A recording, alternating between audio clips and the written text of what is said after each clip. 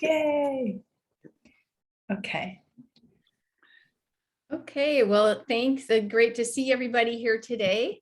And welcome to our guest, Musoke. I hope I spelled it right, Musoke. Yes, yes. And Thank you. today's theme is do things differently, do differently. We've had to do things differently because of COVID. And I think if you would look back over this past year, 2021, and think about the highlights of your year, it's probably not what you do the same every day. It's probably the things that you did differently. So just to keep it brief, just encourage everybody to do things differently. We had our bocce ball get together. That was different. That was a highlight in this year's meetings. We've been meeting online because we couldn't meet in person. That was different.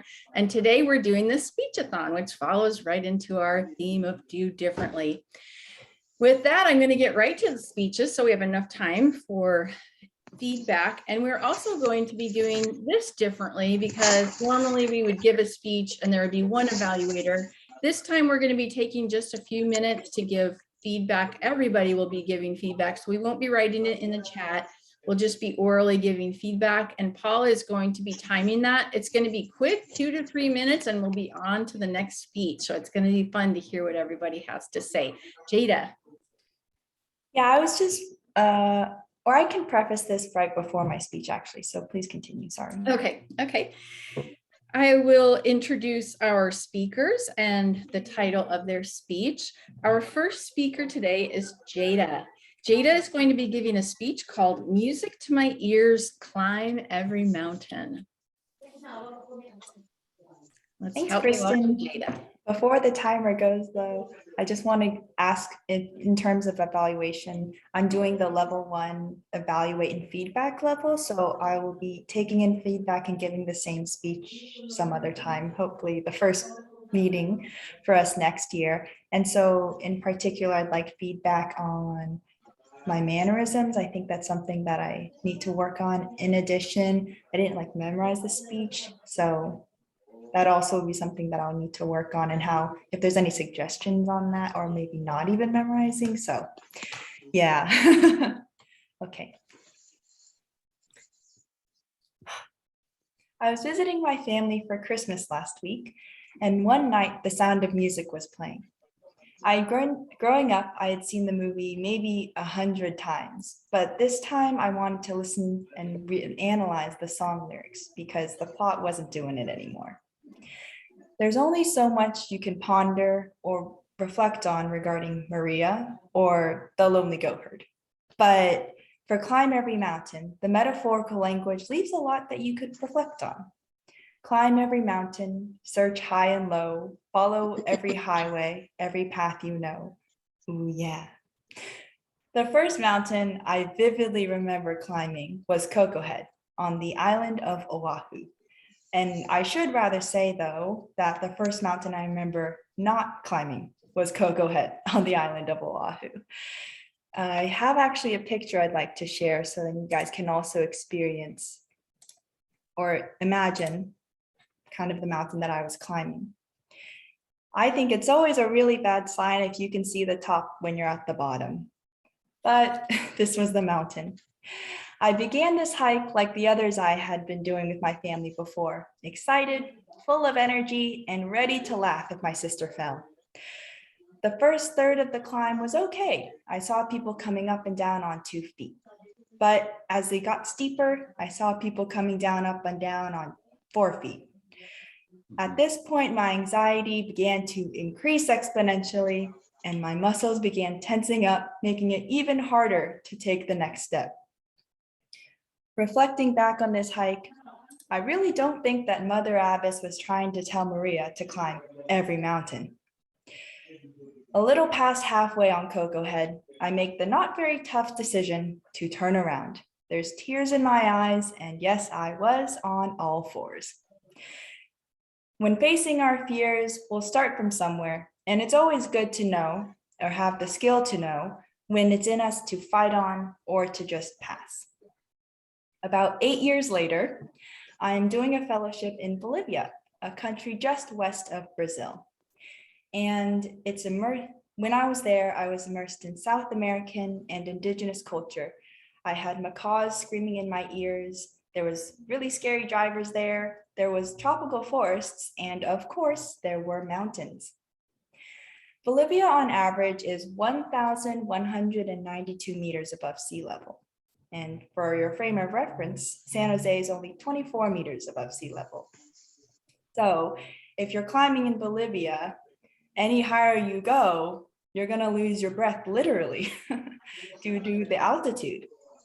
And so when you find yourself on the side of a foreign mountain in Bolivia, even though it's scary, I was by myself in this country and the only way to go is to climb. So the particular rocks that I was climbing that day, I'll share my screen once again, were these ones in Toro Toro, and they had the lovely feature of ladders. And so, thank you for the reactions, because that's exactly what I was feeling when I was on the side of this mountain looking up. As I saw the other people in my group going up these ladders, I was thinking to myself, is someone giving me CPR? My heart was beating so fast and at such strength that I felt like if I was waiting any longer, I may need mouth to mouth as well. So I mentioned this, or I may have mentioned this in Toastmasters before, but I really do like to travel. It's one of my favorite things to do. And so one of the reasons why, though, is because in a new environment, I naturally push myself to do new things, try new foods, and to just step outside of my comfort zone. So who knows if I will ever return to this exact location with these ladders, and what if there were dinosaur tracks just on the other side? I will mention that Toro Toro actually is known for having dinosaur tracks, so that's why this was even more important to me at that time. I'll stop sharing here.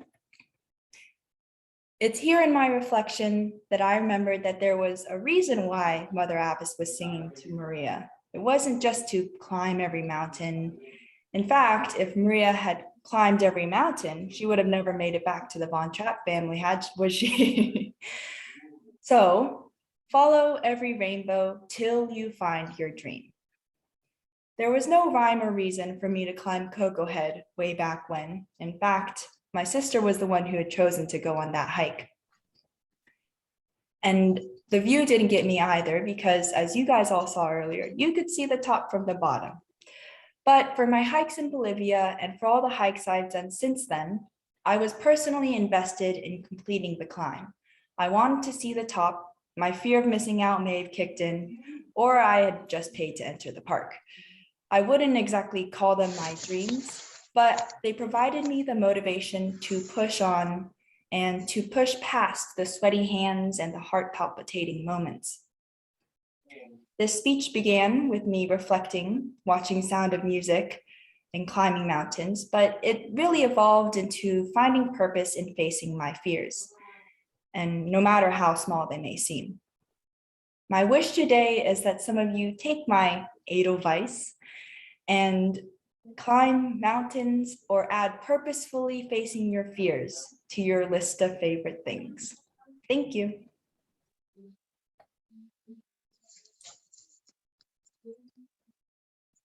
All right, thank you, Jada. That was hilarious, the Edelweiss. How clever. Let's go ahead and give Jada some feedback, and Paul will be timing us. So go ahead and jump on in if you have some feedback for Jada. Janet, I see you're unmuting. Okay, I think everybody ought to unmute to give feedback now. Jada, I loved your speech. One of the things I really like just is that you're upbeat, you're friendly, and that brings us in. You may have been nervous, but you're friendly, you smile, and so we all kind of relax with you there. I love your clever turns of phrases like the Edelweiss at the end. You said a few things other times too. I didn't write them down, and I thought that was really good. I also liked having the pictures. I thought having the pictures, and both of them scared me. It's like, whoa, I wouldn't be doing that. And so I thought that was good. And I'll pass on to somebody else now. So good job. Yeah, I'll jump in here. I really appreciated a lot of the turns of phrase, and I liked the humorous asides that you had, like about the reaction. Now, that's something that after I made a note that I liked that, I thought, oh, did you script that in? Because that would have been a great thing to put in. But then, no, it felt organic. It felt like it was coming right now, which is another strength I want to point out is when you're speaking, and I notice this every time, I feel like you're just talking to me. Even though it's a prepared speech, I feel like you're talking to me, and that is a superpower.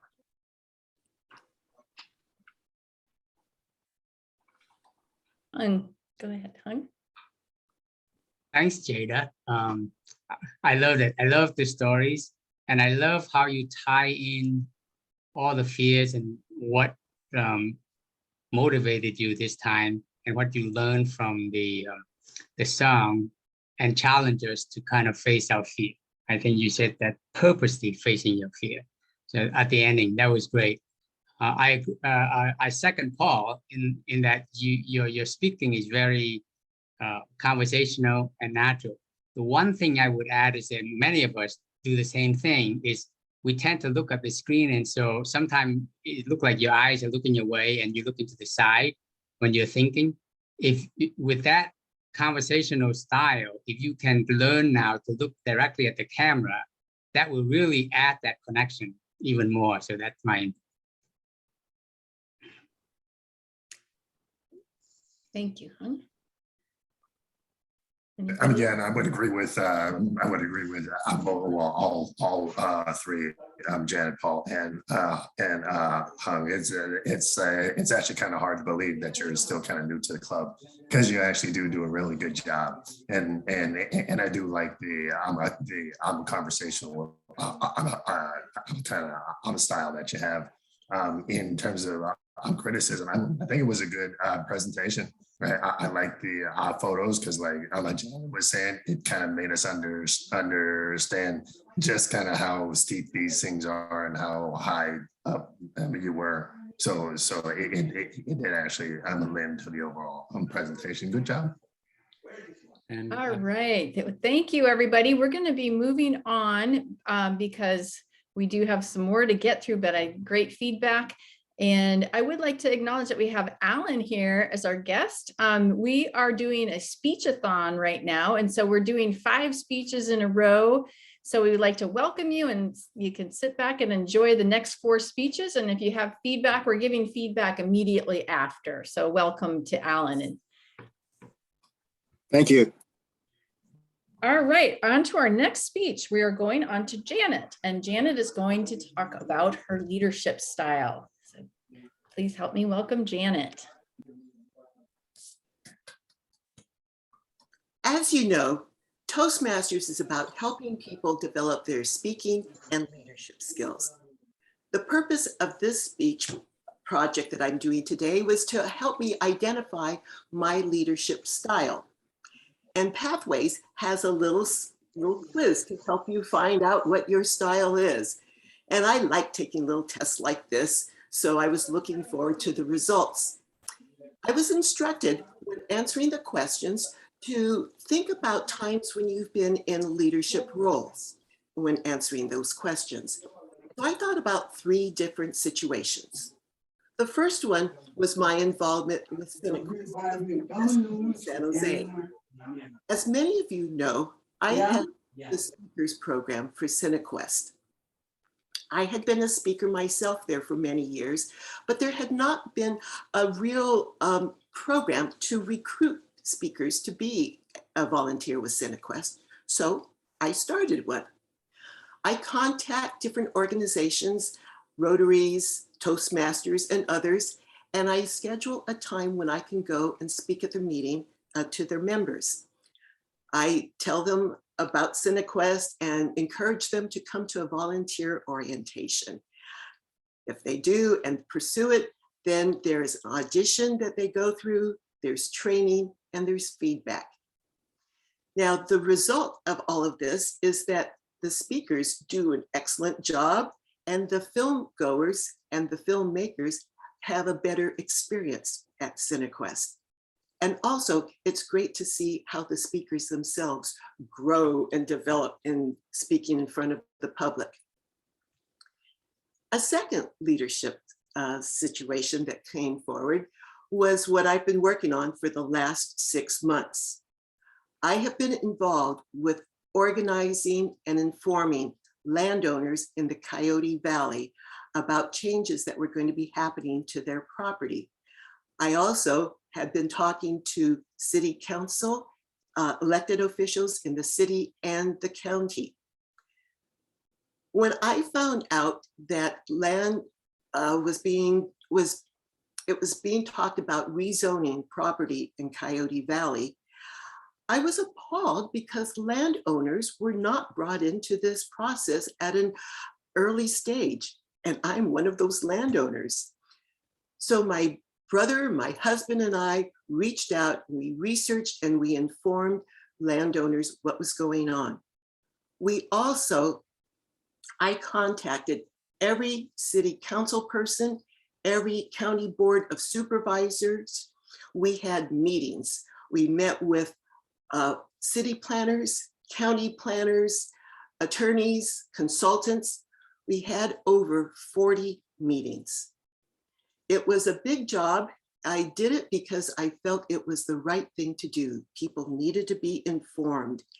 And I was glad that I did. And I plan to have a speech about this in the near future. The third leadership role that I came up with thinking about was right here in our little Toastmasters club. I am currently the president of Almaden Valley Orators. And I have been a member of this club for 27 years. That's a long, long time. During this time, I've held almost every office except Sergeant at Arms, but I had not been president for a long time, and I thought it was my duty to step up and take my turn at the helm again. After being a member for a long time and serving as a district director and also visiting many clubs, I've learned a lot of things about Toastmasters. I learned that when officers are trained and they do their job, when members are giving speeches, and when a meeting runs smoothly, that there's a vibrance to the club and everybody benefits. And that's the inspiration that I want to bring to our club as president. Now, before I took this quiz, I didn't know what the leadership styles were that Toastmasters was going to be, the categories that they had. Now, we all have an image of ourselves. Sometimes we're right on, and sometimes we're not in touch with reality at all. And when I thought about myself, I thought, I'd like to think that my leadership style was encouraging, compassionate, friendly, and supportive. But none of those were styles in this assessment. There were 8 different style types. Some of them were innovative, democratic, pace-setting, and bureaucratic. The style that I scored the highest in was authoritative. Authoritative? No, I didn't want that.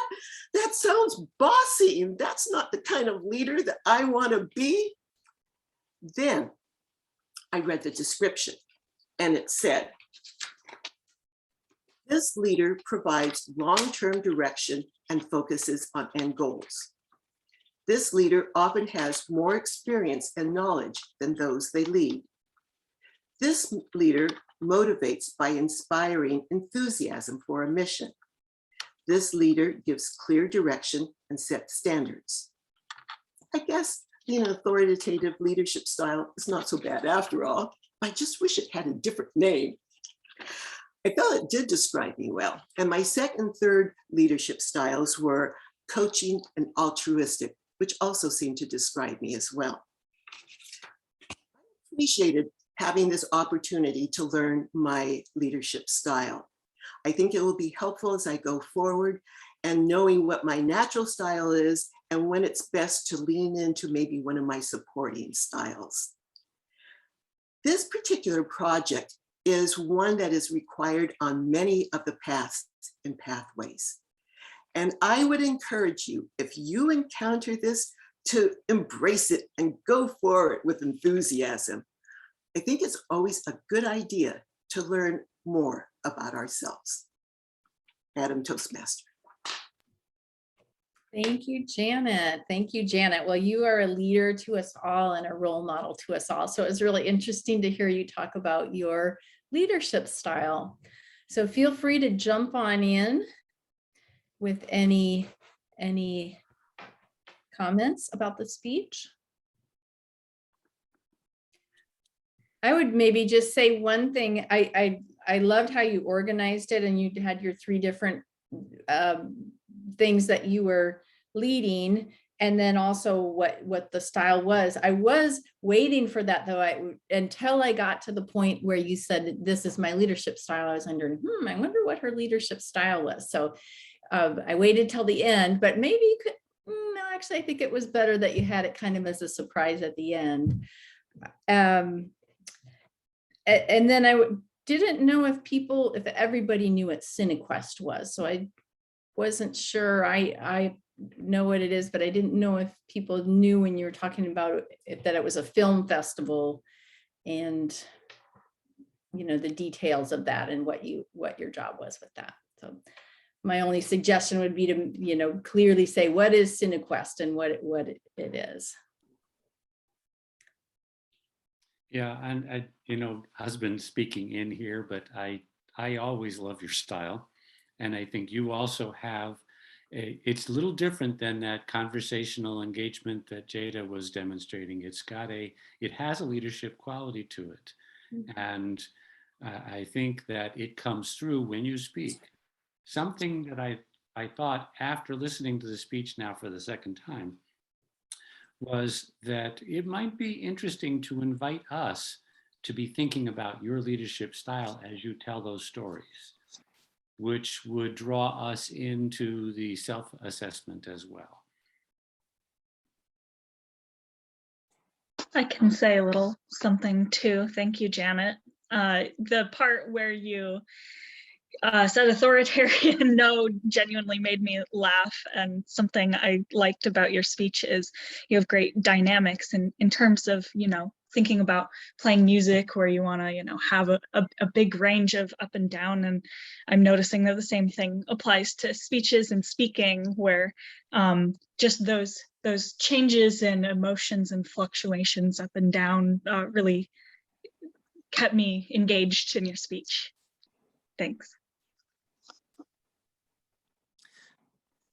I would like to make a comment on the facial expression and also the vocal variety when you are saying that all variety styles, and this is a very good technique. I think this is one of the leadership style to show in front of others, to inspire others. And the 27 years of being a Toastmaster for the same club, that's heck of a leader's thing. And what I also want to make comment is that the project goal is about leadership style, but you spend about more than half of the content of the speech to pave way to talk about the leaders, the leadership roles that you have been on.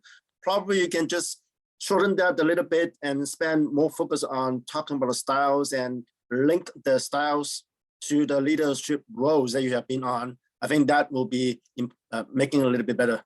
Thank you. Thank you. All right, thank you, everybody. We are now going on to our third J. We had Jada and Janet, and now we're going to have Joel.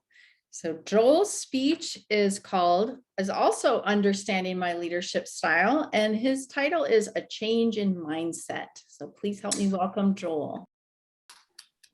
All right. Thank you very much, Kristen and fellow Toastmasters. So for most of my career, I focused on projects, physically doing something. When I was an electrician, I would install circuits in server farms, and I would wire up I would wire up electrical panels. When I was a CAD technician, I would develop drawings and plans and details for other engineers' designs. And then when I did engineering, and when I was engineering, I'd do the designs and I would do construction support. And I was really good at that, very task driven, getting things done. So for about 3 or 4 years ago, I kind of started supervising people. And I tried the same approach. I was gonna get things done. I was going to get things done through other people. They were going to be an extension of my will, and we were going to get a lot of stuff done. And it didn't really work out right. And there were several things wrong with it. I was always super busy. I was always behind on everything. I was the bottleneck because all the decisions and directions had to come through me, and I was micromanaging like crazy. I couldn't sleep at night. I'd lay awake the day before, the night before, pretty much every night, and try to figure out, what I needed to tell Jonathan and Valerie and Calvin, what to do so that we could kind of keep things moving. And it was almost absurd. I lay awake telling Jonathan, okay, first we're going to get the binder clip and we're going to put it on the paper, and then we're going to take the paper over to the 3-hole punch, and then we're going to punch the paper and we're going to put it in the binder, and then afterward we're all going to stand around. We were going to celebrate and high five because we achieved something. But needless to say, it didn't work out. And when I first got into it, I was thinking supervision, management, leadership. This really sucks. This is terrible. I just want to go back to building the AMA projects. So I knew I couldn't do this for a long period of time, keeping this same sort of style or mode, whatever you want to call it. So then I kind of started to understand how to manage, how to supervise, and how to lead, because it's really not something that's taught. They don't really have, courses in the engineering program to teach this kind of stuff. So I started going back and I started looking at some of my past managers. And there was Emmanuel. I like Emmanuel, learned a lot from Emmanuel. Emmanuel, when you first get into his group, he will micromanage you and he will tell you exactly where he wants you to go.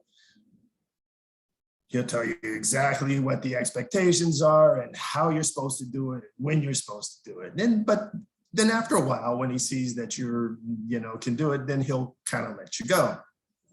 And then I had Jim Crowley. Jim Crowley was the smartest guy in the room. I always had an answer for everything. If you ever had anything that you were trying to figure out, you didn't even really even spend any time trying to figure out, you just go ask Jim. Jim will tell you the answer and then you move on. Right. And so that was it. And then I had Dave Hook.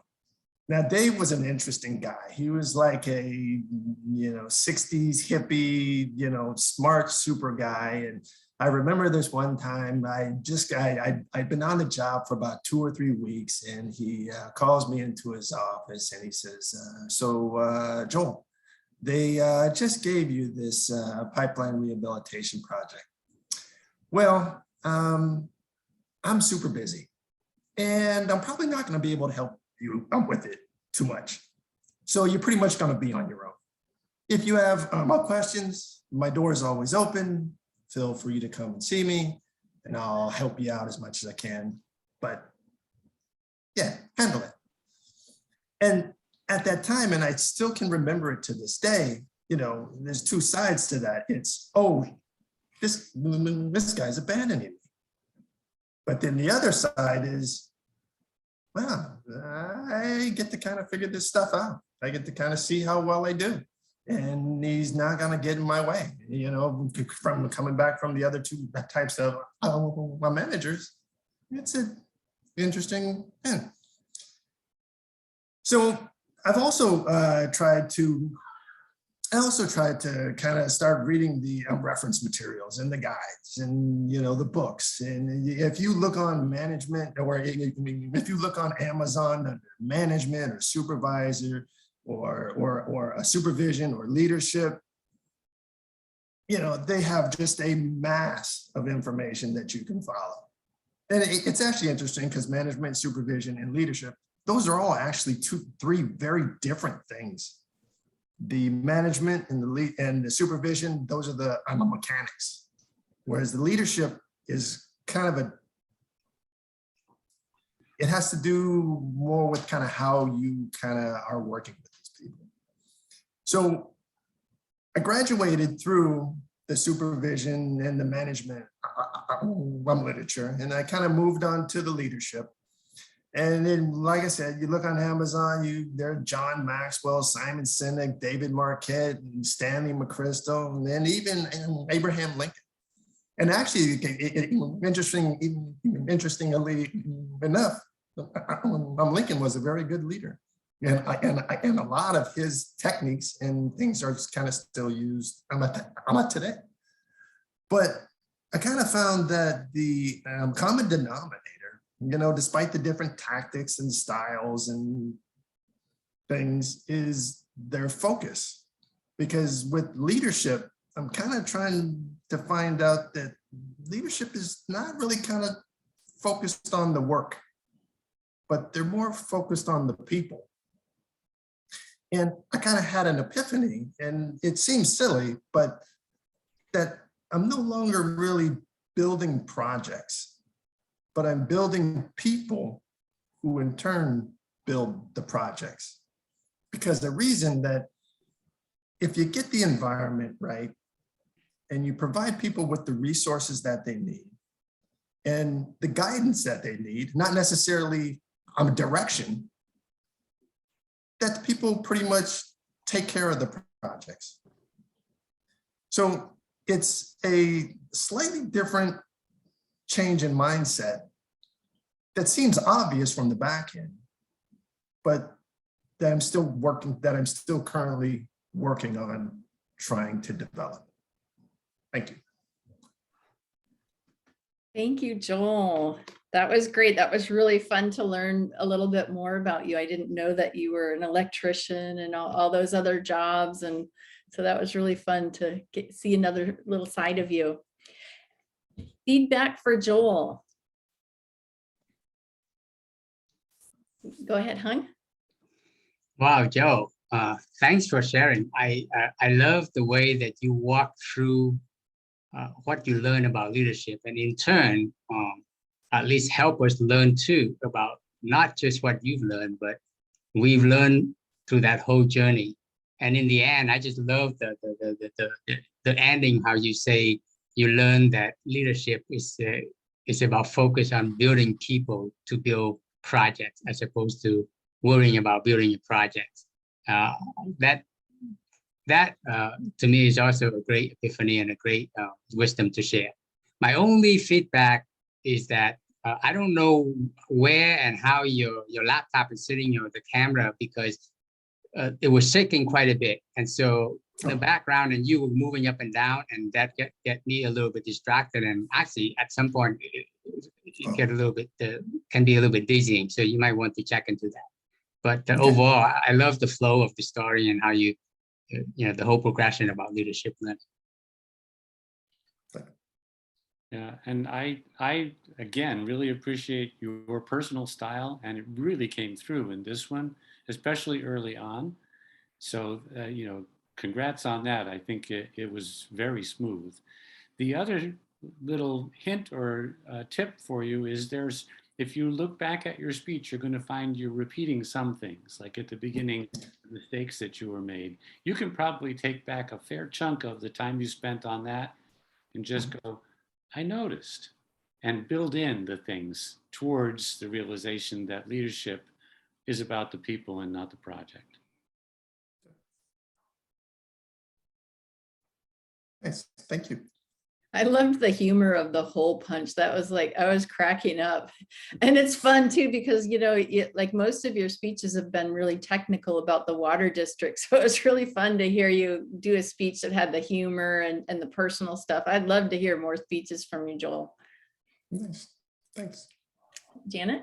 I agree. I love the personal stories. You've done personal stories before, speeches, and technical ones.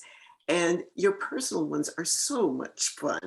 And maybe there's something that you can learn from that when you have to do technical. How can you make it, put something in about yourself or have a little sense of humor or something? Because I love finding out more about you. Yes. Thank you, Jen. Yeah, I'm gonna echo that. I really liked your speech, Joel, and I know the name, so it's even funnier. But I think one thing that would be potentially helpful is, instead of maybe listing off like the people that you've read, maybe relating Emmanuel or Jim to someone you've read and saying they may have pulled something from here that I've seen. So yeah. Okay. That's a good idea. Thanks. All right, thank you everybody for the wonderful feedback. And now we're going to move on to our two H's, Hung and Heidi. So we'll go ahead with Hung. Hung is doing a little bit more of an impromptu speech rather than a prepared speech. And his speech is called When Opportunity Knocks. Please help me welcome Hung.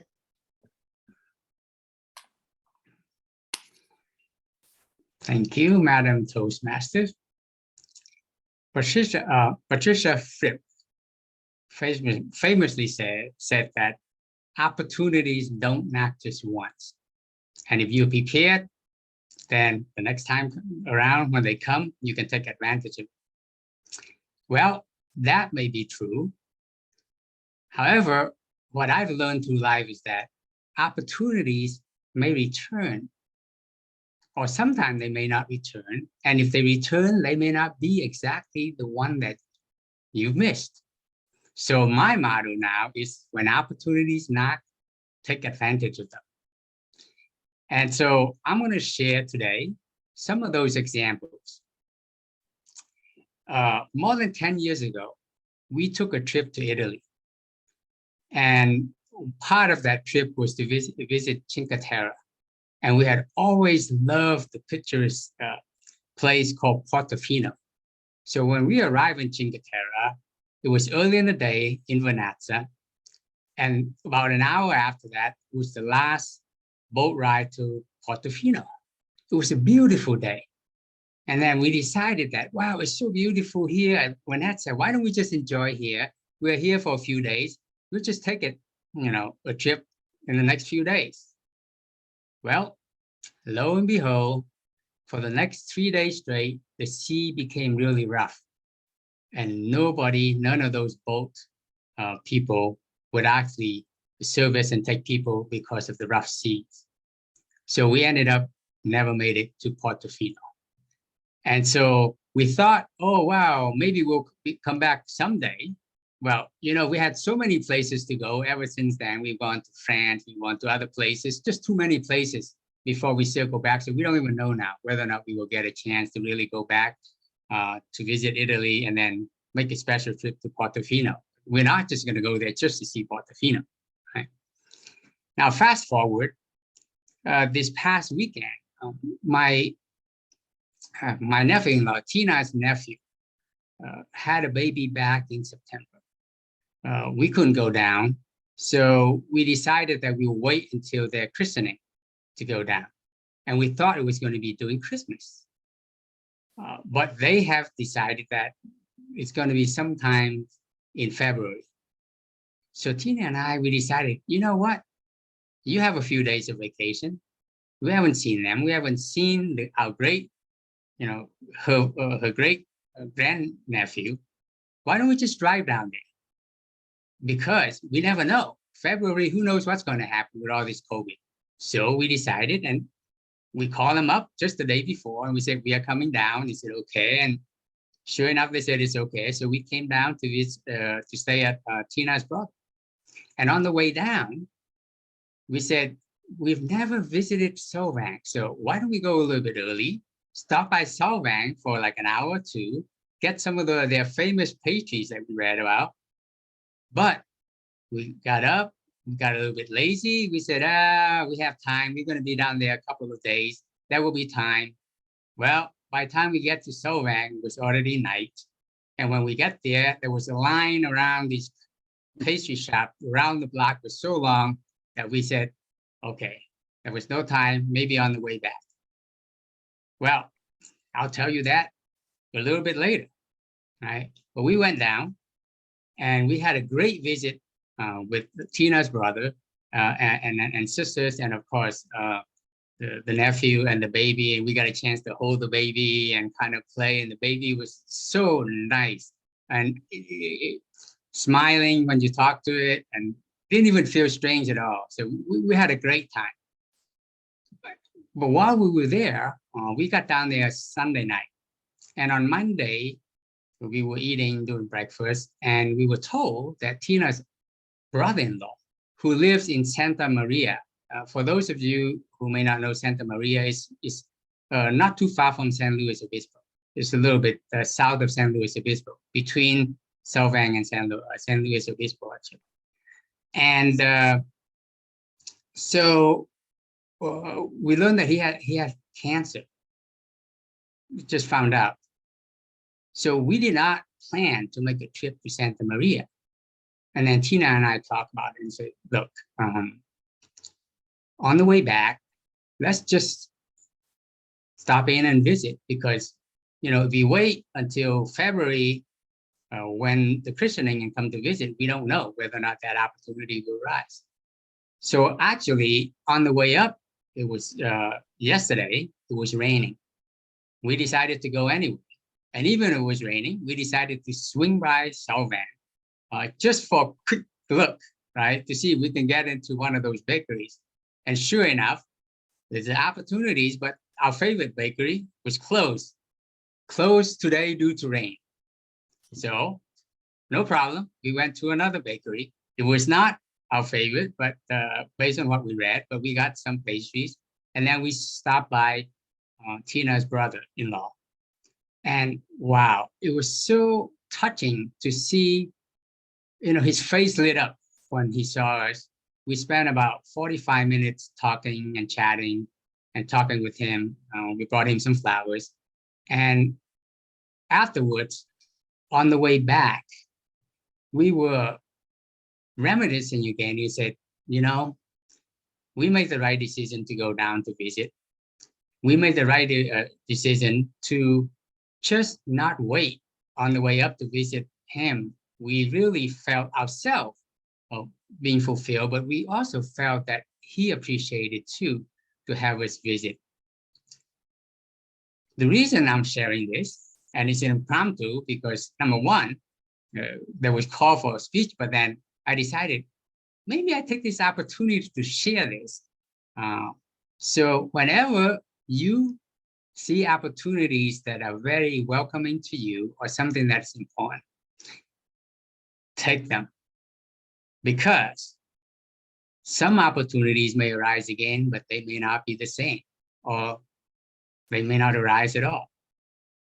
Madam Toastmaster. Thank you, Hung. All right, feedback for Hung. That was a great impromptu speech. It sounded like you had worked on it for a long time. Very impressed. Yeah, and as your timer, I can say, wow, to hit 7 minutes spot on an impromptu speech, that's magical.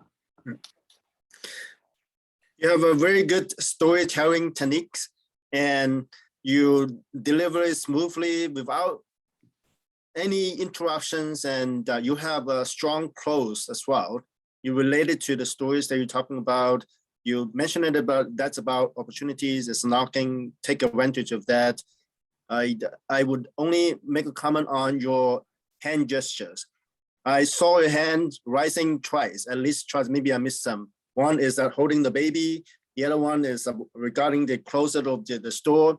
Maybe you can move a little bit more, because if you record your video, when you look at that, your body is frozen. Your head is moving, you have facial expression, but your lack of a body movement. And I think this is going to be adding a lot of elements to your storytelling. It will enrich your speech a little bit more. Thank you. Back to you. Thank you. Janet. Okay. Thank you for stepping up and taking advantage of this opportunity. I'm glad that you did it. And I want to commend you. You have been around for a long time. You're a good student. You learn about how to construct a speech, and you had the good elements. You started off with a quote from Patricia Fripp, who many of us who know have studied speaking know who she is. And that was good. And then you had your points, you had stories to illustrate your points, and then your ending, you brought it right back to the beginning again. So I just want to commend you for being an experienced, excellent speaker that's a role model for all of us. Good job. Thank you, Janet.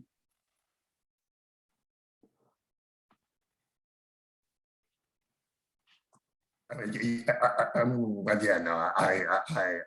a second what Janet says, for that being an impromptu speech, man. But that goes to show what the dedication and the study and the practice of constructing a speech and giving a speech.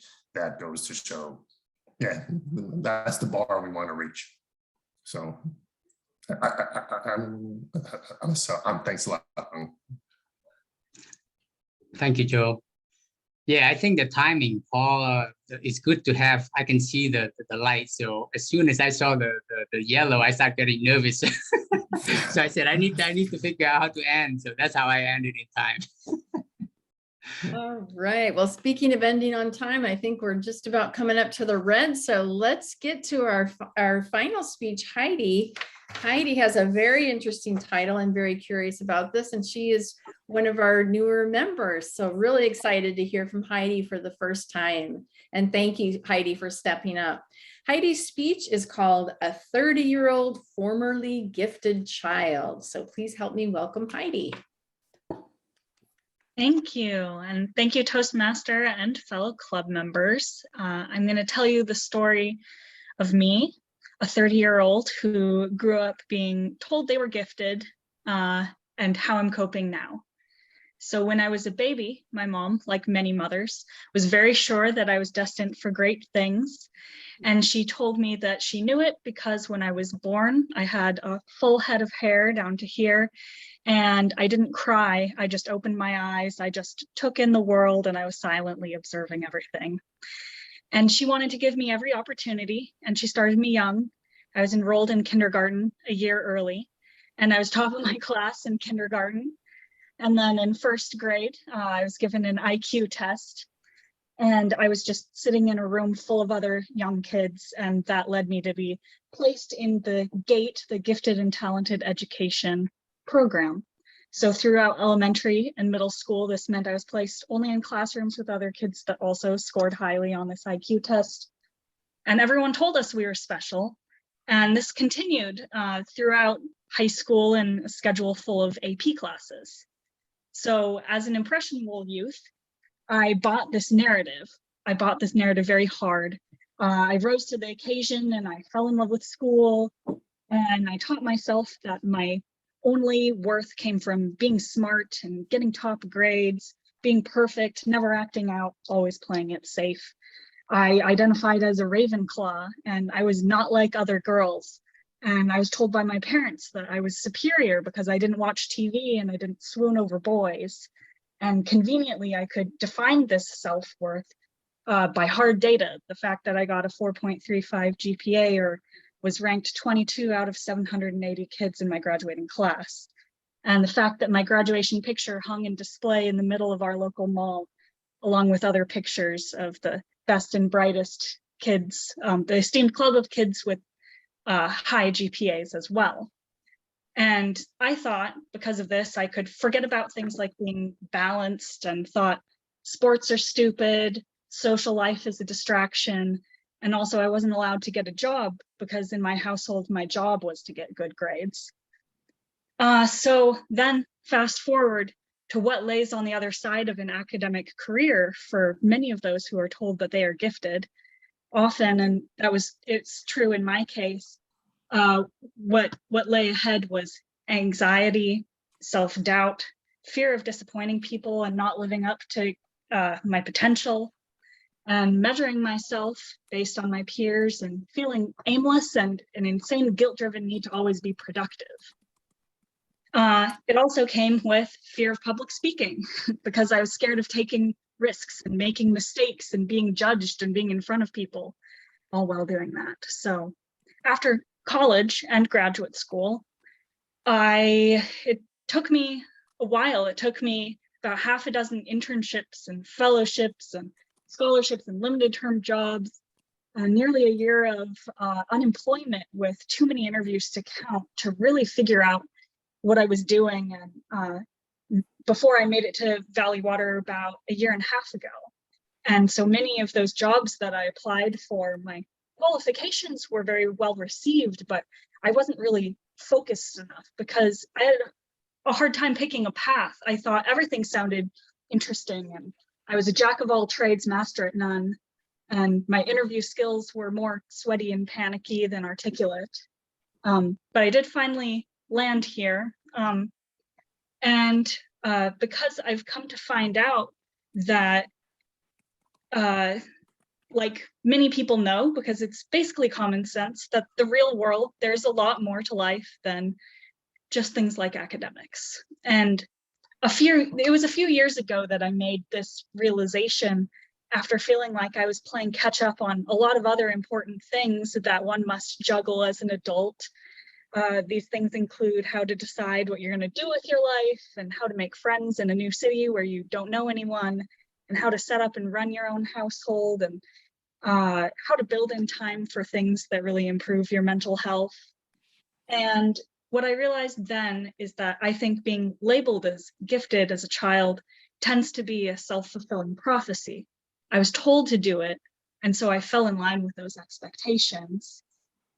And now I know that gifted is, in many cases, just another word for privileged. And what I mean by that is my family could afford to ban me from taking jobs in high school so that I could focus on my studies. And my house was safe enough that I could study I was free of those extra obligations while I did it. And my house was in the right neighborhood to go to these right schools. And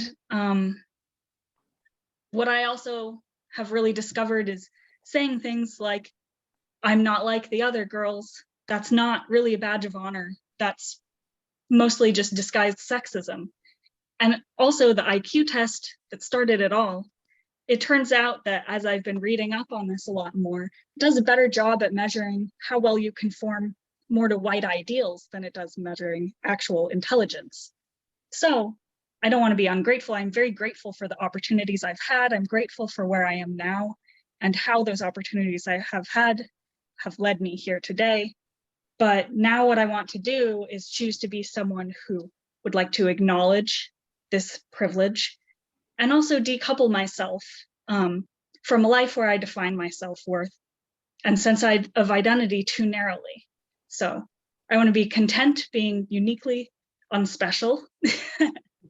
And as for some of these anxieties that I'm still coping with today because that's work, well, here as a new member of Toastmasters, I'm ready to work on at least one of those, which is the public speaking piece. Thanks for listening to my first speech. Wow, that was amazing, Heidi. That was fantastic. great. Yeah. Let's go ahead and provide some feedback to Heidi. I'll just start. Oh, sorry, Janet. No, go I ahead. just started talking. I learned a lot because I also similarly had like a similar path growing up, and hence why I'm sort of here too. And I think I'm really grateful for you opening up on your first speech like that, and for having it being so relatable and reflective as well has also, you know, allowed me to reflect in my growing up as well. So thank you so much, Heidi. And I really commend you for making similar You go deep, but as you were talking, when you were complimenting Janet, you also went up and down. There was some humor, you went deep. And so I also commend you for having that quality in your speech. Thank you. I want to say, I'm so glad you are a member of our club. We are all going to benefit from you. I loved your speech. I thought it was great. I really appreciate your openness and sharing with us on your first, your icebreaker speech here. I thought it was wonderful. It made me think, I liked how you told us your story and then what you learned from it. And one of the things that really struck me was how gifted equaled privilege. And I've thought of conversations I've had with my brother and other people sometimes who don't really see what privilege is about. And I thought that was very good. And I think perhaps there could be a future for you in speaking to parent groups or something who have children who think that they're doing all the right things and they're doing all the good things. But it's like, it's a different perspective, one that you've lived through. And I think there could be a lot of value. There's something else for you to consider. Thanks. And I would like to add that, you know, from the moment you began, the fact that you are gifted is apparent. And it's really nice to hear the story, the journey from that place of confidence. This was a piece of the privilege that you were given a platform of confidence to grow into, and that you grew beyond it is remarkable. And you know that you're self-reflective the way Jada was describing. Those qualities really came through. But I want to say that your style in speaking to a group, even though your self-assessment is, you know, nervous about speaking, and we all laughed at, you know, panicky, sweaty interview style. I think that your starting point here is a nice high starting point. Now, no pressure, and I want you to feel free to grow from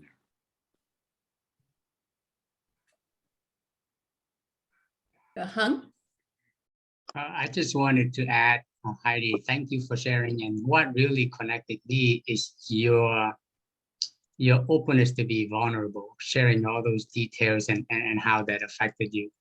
And then the other one is you said that unspecial. Well, to us, at least to me, you are a special AVO member, just like each one of us. So welcome.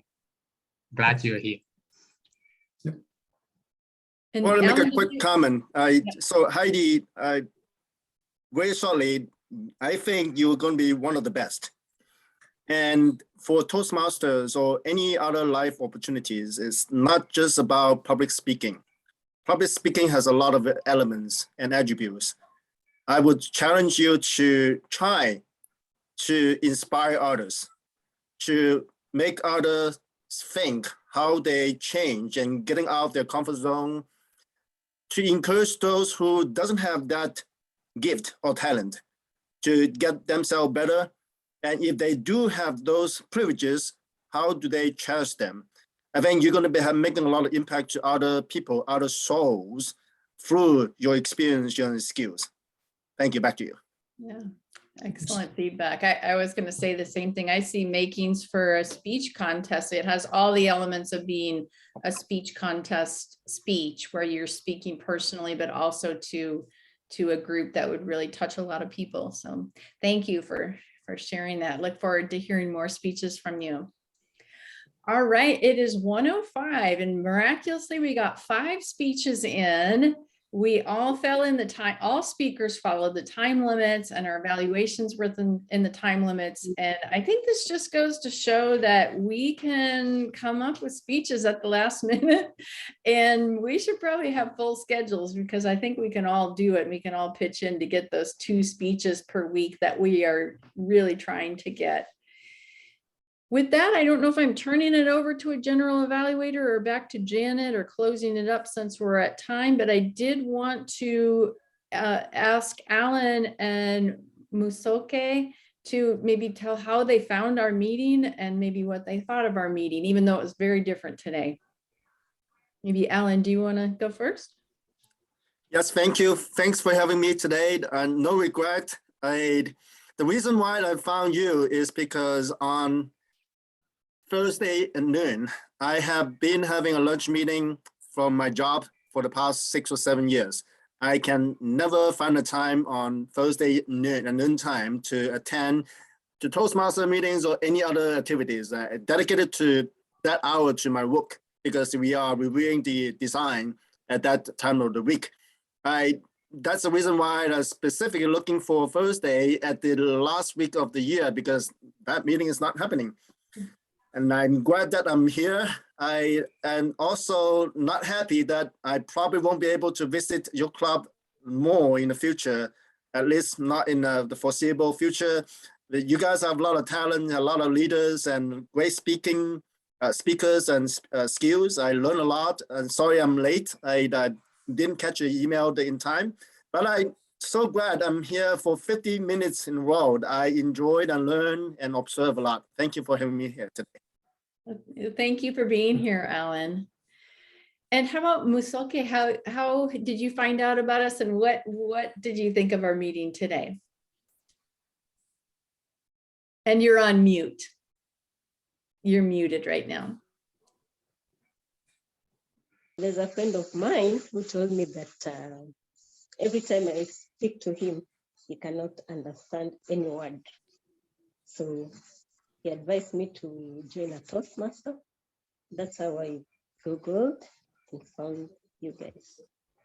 All right, Nice. good. Well, yeah, definitely. This is a easy place to fit in. We're very welcoming and very supporting, and we would love to have you join us. Thank you so much. Yeah. Yeah, and don't let us intimidate you.